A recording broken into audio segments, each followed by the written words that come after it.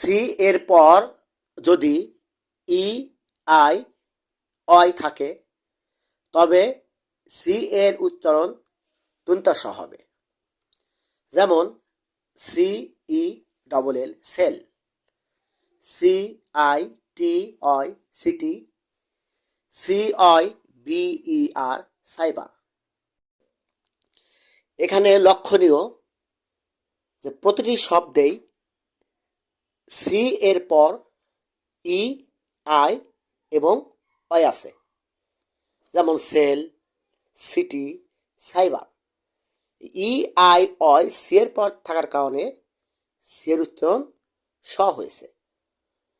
এখন অনেকেই আছে যারা সি এর উচ্চারণ কখন স হয় এবং কখন ক হয়, এটা আমরা অনেকেই বুঝতে পারি না এবং উচ্চারণটাও যথাযথভাবে করতে পারি না। আজকে আমি সি এর উচ্চারণ কখন দন্ত্য স হবে নিয়মটি দিলাম।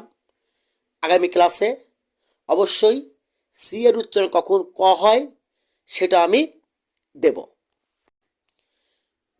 ভিডিওটিতে লাইক ও সাবস্ক্রাইব করে অবশ্যই পাশে থাকবেন। ধন্যবাদ।